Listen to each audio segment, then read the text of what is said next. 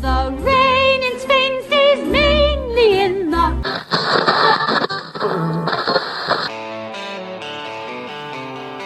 Step by step through the sun and rain, over mountains, across the plains.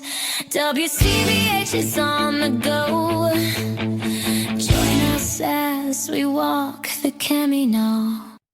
Good morning. It's early day 47. It's the final day of walking. We have about a 20 kilometre, slightly under 20 kilometre walk from Pedrouzo into Santiago today, and then we will make our way to St. James Cathedral, and that means the walk will be done.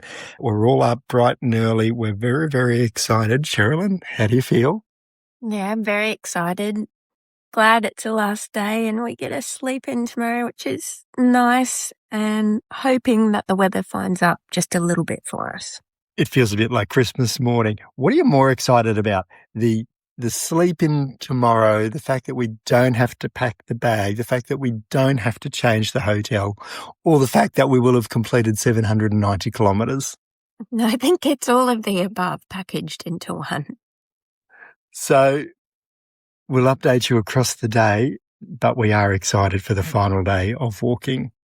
Well, we're on the path now, and would you believe it, this morning it has been raining, but one of the things that we're not great at is getting out of the accommodation bright and early, and it's actually played well into our favour this morning because, what is it? It's 9:20, we're on the path, and clear blue skies above us just coming through the clouds. So maybe the early bird doesn't always catch the worm. Maybe this is one of the tortoise and the hare stories. So that's good. Last day, 19 kilometres on the way marker. I thought I was going to walk into Santiago looking very scruffy, but 2 days ago I had a shave because I had to do something on Zoom. And then Chan and I went for a walk last night, found a barber, and so got my head shaved, all with a fresh cut. So I'm actually going to walk into Santiago looking somewhat respectable. But I said last night I was going to wear the Kangaroos Rugby League jersey into Santiago. I packed it this morning and it's in the bag going forward. So I'll get it out of the pack tomorrow and I'll go there and get a photo in front of the cathedral in the Kangaroos jersey. Chan, last day, you decided to wear your backpack on the final day. You wore it for the first 4 days. How do you feel? I feel great. You're proud of yourself? It's been 47 days of journey. I am proud, but I'm more excited about getting there. I think we're all a little bit excited. Why did you decide to wear your backpack on the last day? I just thought if I wore my backpack on the last day, I could make some room in the big black bag that was sent forward, and I can carry a little weight. I think it's quite amazing that you're wearing your backpack on the last day. I think that was a good decision. It's amazing how a bit of sunlight and a clear sky can really lift your mood. Let's hope it stays. Now, it is the final day, so if you've been listening from the start, well done to you, and thank you so much for listening to all of these podcasts. Amazing how many people have actually listened to an episode or two, or sometimes a whole lot more.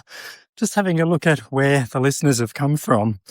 Venezuela, Uzbekistan, Togo, Syrian Arab Republic, Saudi Arabia, Paraguay, Papua New Guinea, Nigeria, Moldova, Morocco, Kazakhstan, Jamaica, Indonesia, Guatemala, Egypt, Algeria, Dominican Republic, Azerbaijan, Hungary, Greece, Costa Rica, Colombia, Brazil, Bangladesh, Armenia, Pakistan, Mexico, Jordan, Italy, Israel, South Africa, Croatia, Iraq, Canada, Argentina, Singapore, Montenegro, Turkey, United Arab Emirates, India, New Zealand, United Kingdom, Serbia, Ireland, France, Hong Kong, Vietnam, Germany, Spain, United States, and of course, Australia. I can't believe that we've had people from really all around the world listen to our ramblings as we walk this path. But if you've just listened to a episode or if you've listened to them all, thank you very much.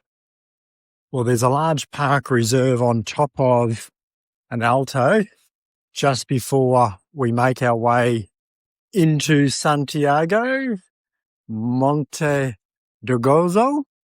There's a statue of two pilgrims. Had a photo there, which means we're now 4 kilometres. 4 kilometres away from the finish point, from reaching the Cathedral of St. James in Santiago de Compostela. We're excited. I don't think it's going to be a sense of like a crossing the finish line with people cheering, etc. But I think there'll be a quiet sense of achievement once we get there. Well, we made it to Santiago, to St. James Cathedral. What were your thoughts? It's a little anticlimactic, really. Last time we came, we were allowed into the cathedral, were able to say a prayer and go visit the tomb. This time, there are all the gates up and there's people standing there. You have to pay to go in. I saw pilgrims being turned away. It was we touched a wall and it was like, oh yeah, we made it. But it didn't feel, I don't know, like we finished. Did you want some music and some ribbon and band and fireworks? Well, yeah. Come across the line. It was funny because on the trail in that last 10K, there were little stalls everywhere that were selling ribbons, saying Camino, Santiago, and, wax stamps. It had more of a celebratory feel than coming into Santiago. There was nothing in the square, no one selling anything at all, but there were a whole stack of pilgrims just sitting there who I thought were a bit like us, just sitting there, just dealing with the fact they'd finished, but also trying to soak something up. Yeah, it's an intrinsic thing rather than an extrinsic thing where you've just completed the big journey.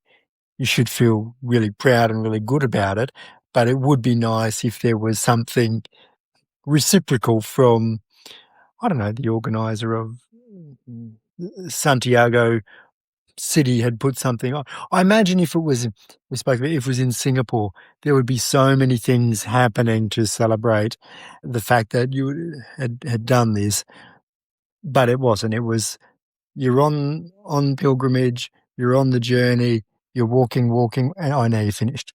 Yeah, just to be allowed into some part of the church would have been nice. Like, here's your pilgrim credential. You're able to come in here, say your prayer or see the tomb and leave. We'll go back tomorrow. I think I said at 5 kilometres out that we knew it was going to be a little bit underwhelming because we knew, we've finished it before. But it is a little bit like you're on it and then you're not, and there's no ending. We got our Compostela. We did.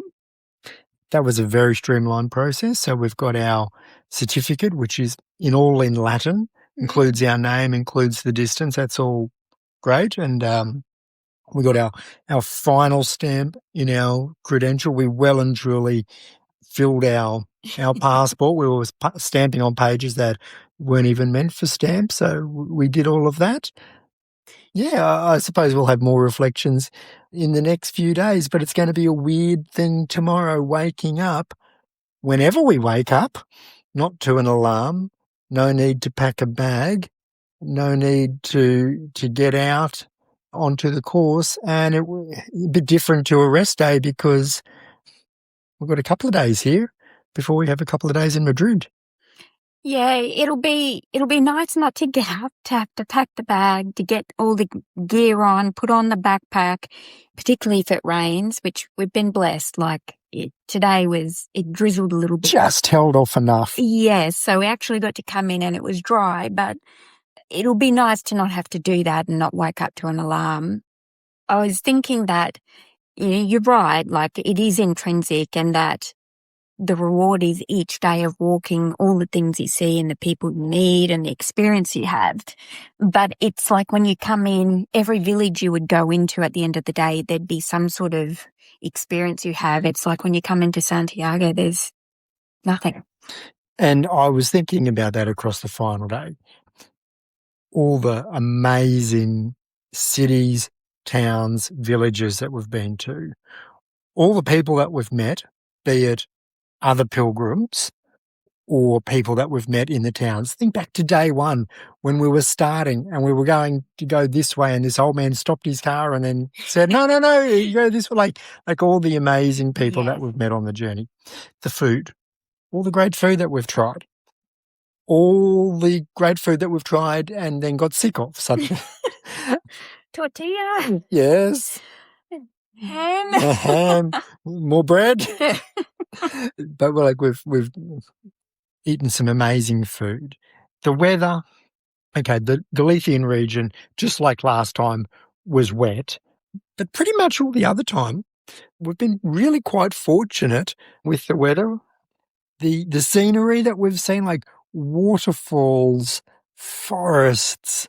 We've seen some mountains, snow-capped mountains, beautiful plains, crops growing, vineyards, livestock. Like we've seen lots of great things. They're the rewards, and that I think that's what we will grow in appreciation.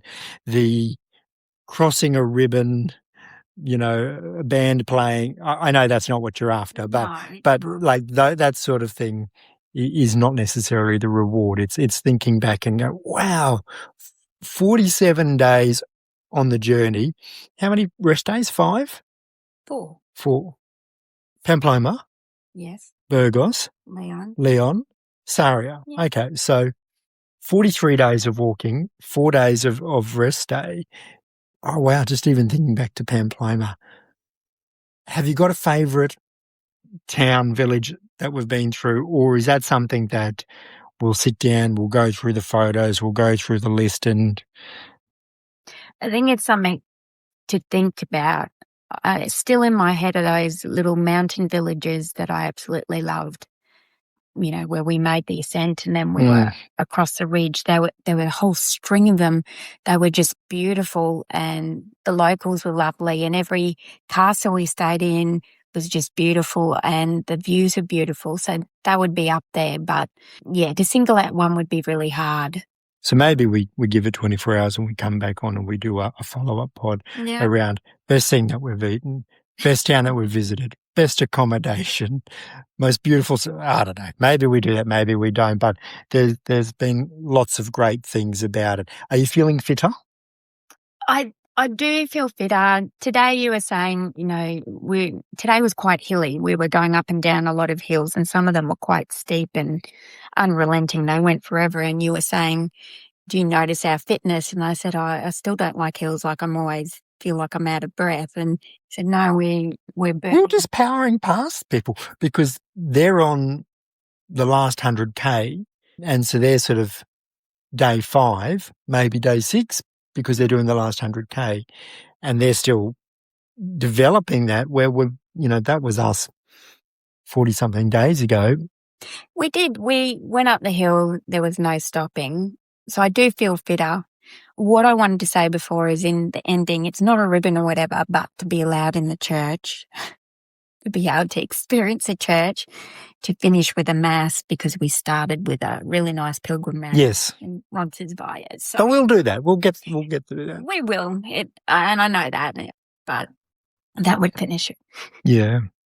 Like another thing which is really nice is you're walking and at some point you say, let's stop now for a coffee or let's stop now for something to eat. And then, that's really nice as well, those sorts of things, like all the little bars and cafes that we've pulled into. It's been cold, have something nice to eat, nice tea and coffee, conversation, whatever it is, but, those sorts of things as well. Yeah, and there'd be tiny little places, quite cute, and there'd be a whole bunch of pilgrims and we'd all chat.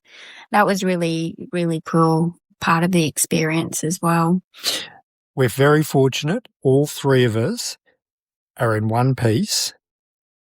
No serious injuries, no real injuries really to speak of at all. No blisters, no foot problems. I had a couple of problems with my toes on my right foot for a couple of days, but just changing from the thicker sock to the thinner sock. Early on, putting a bit of Compete on, but then I didn't even have to use that, and that was that done. I cut my thumb with the knife, cutting the bag out one Yes, day. you did. That was a bit of an injury.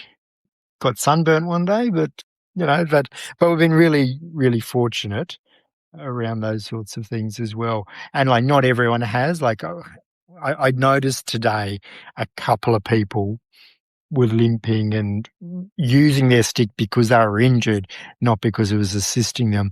And there was that poor fellow that we met, I don't know, maybe 2 weeks ago. I don't even know how long ago, maybe a week ago. No, more than a week.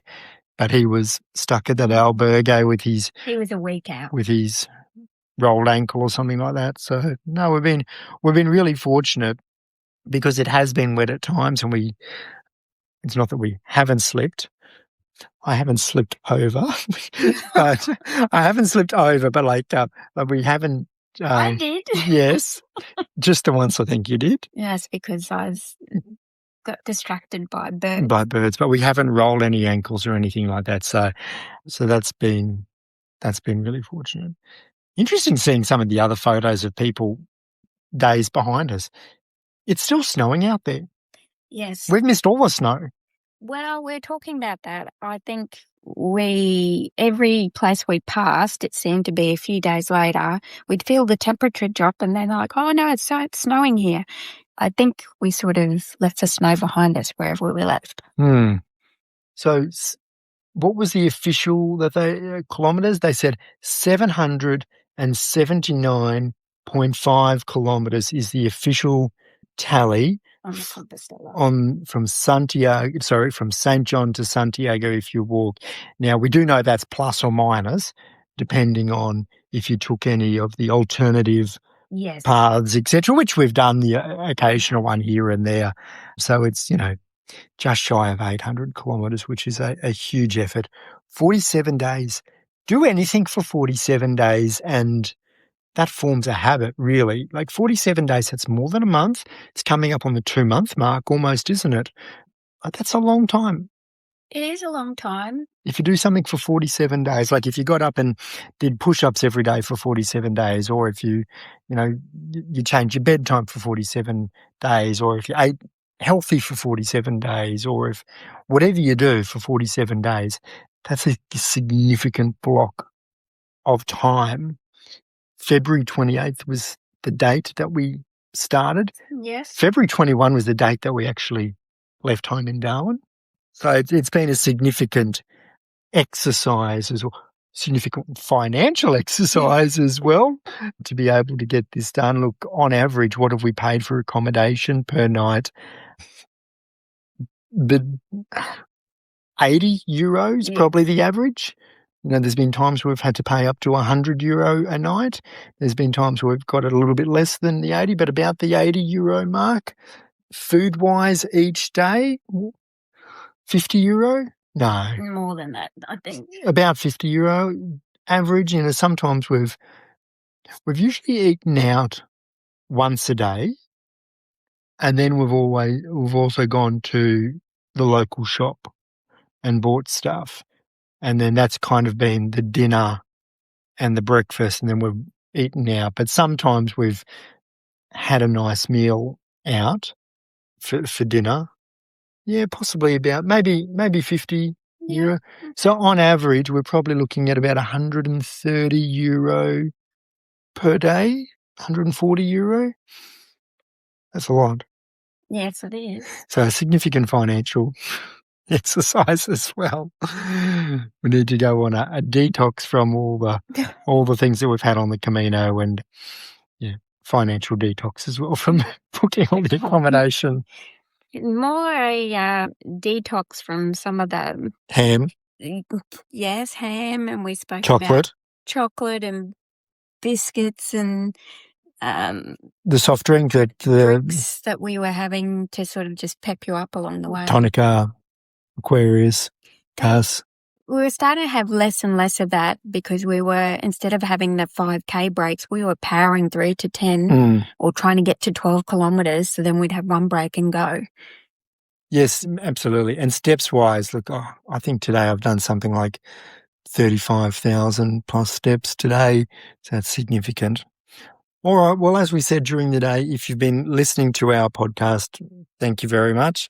You deserve a medal. You deserve a Compostela for listening all the way along, because it's been more of a reflective journal for us and a way to let our family know sort of what we've been doing and what we're seeing. And if others have listened, enjoyed it, got some ideas, feel inspired, that's wonderful as well. If it turns out that no one's really listened to it, that's okay as well, because we'll be able to go back in time and listen to it. Well, I don't know if I'd be able to sit through myself talking, but we could go back and actually hear where we've gone. But, that was the intent. It was never meant to be a mass consumption type thing. It was more a journal. Before we wrap it up, can you answer this question? Why did you walk the Camino? Because you made me. And for me, it's one of those questions that you're thinking about at the start and throughout it, why am I doing this, etc. And it's a really, really hard one to sort of pinpoint down and just say, I'm doing it because of this particular. Some people might be able to. I couldn't. It was something that I knew that I wanted to do, and we'd had a taster, and we'd watched the videos, and we'd seen the movies, and that 5-day taster that we had back in 2017, that didn't satisfy me in terms of, yeah, I've done it, but I kind of knew that I wanted to do this. So there's no single reason why I wanted to do it, but I knew I wanted to do it. I think a big part of it is, what a huge adventure. Just to tackle something that big. There's the religious reasons as well. There's historical reasons. There's so many different reasons why you might want to do it, and it's really hard to pinpoint it down. But for me, I kind of knew that I wanted to do it, but I couldn't necessarily tell you exactly why I wanted to do it. To me, pilgrimage is always a good thing. We've done a number of pilgrimages and they're always positive experiences. It was your thing that you really wanted to do, but for me, I wanted to see some of these other areas, some of these historic places, and to see what it was about the Camino people were talking about. So now that we've done it, what's next? Rest. Thanks for listening. The rain in Spain stays mainly in the...